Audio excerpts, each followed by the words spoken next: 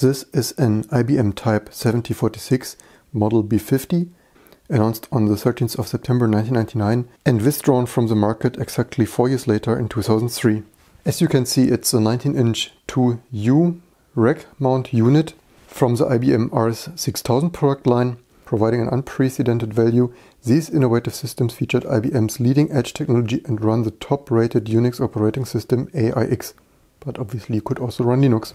The IBM 7046 Model B50 has a PowerPC 604E processor clocked at 375 MHz and can be configured from 128 to 1 GB of system memory, and apparently came with 18.2 GB internal storage. IBM's highlights include high-density packaging for internet service providers and application service providers. Space-saving size provides packaging of up to 20 servers, 60 discrete network connections using Ethernet adapters, and over 700 GB of online storage with two 73.4 GB hard drives for each B50 and up to 20 systems in a rack. As far as I remember, I got this one during the Rock Linux development times directly from Clifford Wolf and used it for Rock Linux and later T2 PowerPC testing, obviously. On the front you have the soft power button as well as some reset pin and a quite nice 4-dot-matrix LED display for error codes, as well as the obvious floppy drive, CD-ROM, DVD drive. The 2-disc drive bay opens here with this screw.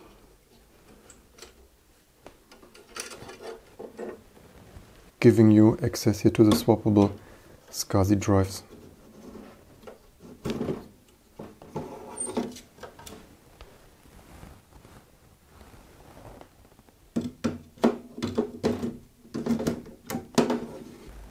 On the back we find the regular ports starting from PS2 keyboard and mouse, parallel serial ports, as well as SCSI, even surprisingly audio, and some Ethernet AUX connector, as well as a VGA card, which at least this one has a Matrox card, not sure if they all came with one, and this unit also a second Ethernet card. And I'm actually really surprised that they included audio there for whatever reason in a server. And some other ports that I've not yet looked up. You can open it up with just these 3 screws.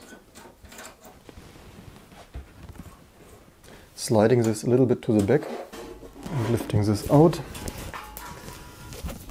In my opinion, a quite nice modular system with the main logic board, the usual as seen also in SPARC systems PCI riser. Memory slots, this one has right now 768 MB, obviously there in the dark Matrox and Ethernet. The main PowerPC CPU, as well as some other Motorola system controller there, I think. And the usual set of floppy, SCSI and CD-ROM wires. Surprisingly relatively standard looking 80 power connectors, as well as a CMOS battery, which I already know is empty, so I will change it out now.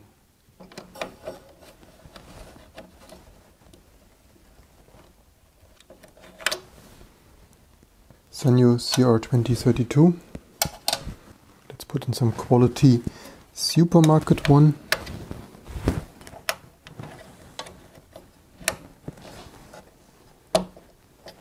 And hope that this works again. Brought it back to a desk and the boot up is rather long.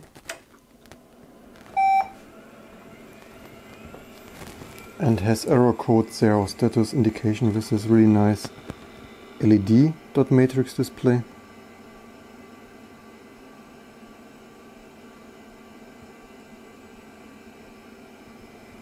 But I think the whole boot and save task will probably take over 2 minutes. It will play some Mac-like open firmware startup sound though, if it ever finishes. It's not that loud though, and the sound is mostly made by the 2 SCSI drives.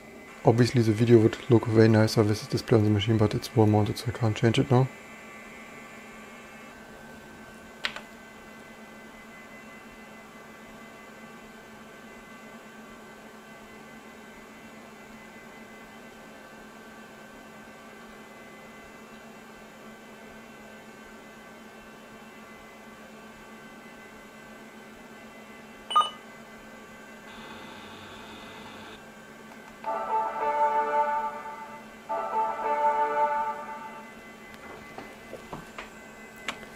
Now I have to say I like this boot graphics there quite a lot.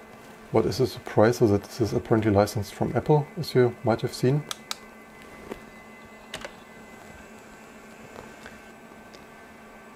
There is our T2 booting, and this was using YaBoot as with other open firmware Apple machines.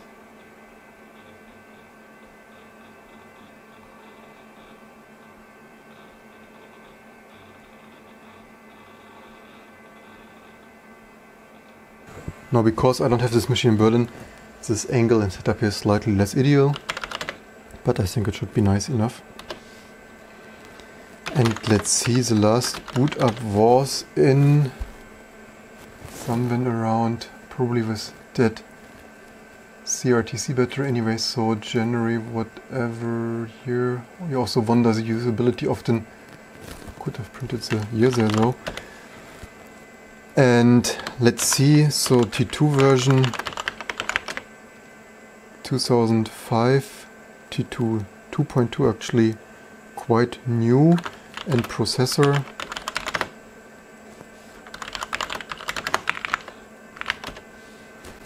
as I said 604, wonder why it's listed as ARSO, but 375 megahertz, and memory wise whopping 700 something, 70 or 60,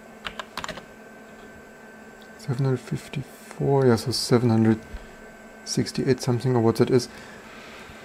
And obviously memory wise this was a very nice machine, but CPU wise it was, of course at the time when I got it, already one of the slower systems obviously, but not complaining when you get nice IBM stuff for free.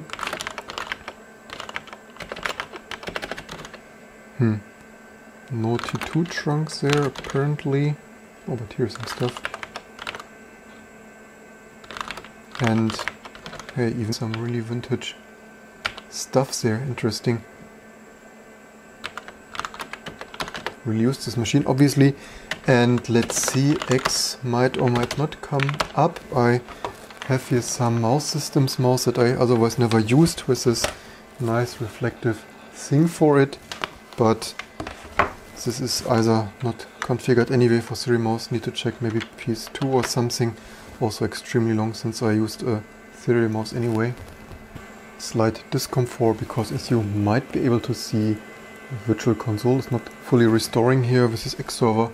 Can't read it right now, but at least not very much. Can guess let us a little bit, at least returning to Xworks, nice things of working on non-x86 systems and such kind of stuff often doesn't work, as you can see, but I will try to get mouse configured there. I, by the way, think this is byte-swapped somehow, as you can see the magic of NDNS stuff, and maybe the X server set there enables automatic NDNS swapping there in the Matrox card, I guess, and then this drawing there. Yeah, so probably all of the writes are swapped by the graphic card or all the whole frame buffer maybe. Actually was easiest just to start extern with display colon 0, because obviously you can't get any work done like this. This should give us here an extern there, and then we can at least read what we type here. Need to check this old-fashioned FS, I think. Need to remember what were the serial names for that. TT RS maybe. Okay, maybe this or TTS or not. Decade of Linux changes. So I probably have to find another mouse. Maybe this is not serial, whatever. Thought it's serial, but maybe not, because I think it should be def TTS. But there is nothing coming out and whatever. Anyway, this is, by the way, GCC version 323 and glibc 232 and Linux kernel 269, so obviously not that old, only 15 years, so yeah, probably time to build a new T2 and test install it. Enough memory it has. I probably want to check out T2 for obvious reasons, has SVN. I will also build the whole OpenBench compiler thing and see how this sorts into all the vintage machines we have booted just for the PowerPC comparison fun.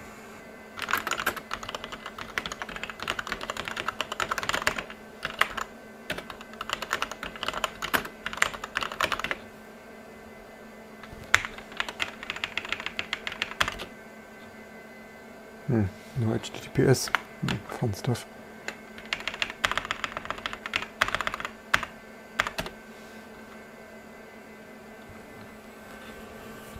and the joy of different endiness. This amazing infrared special pattern mouse systems mouse doesn't work here. Manually starting GPM on the console with type mouse system compatible, it actually works here, but not in X unless maybe X can use GPM.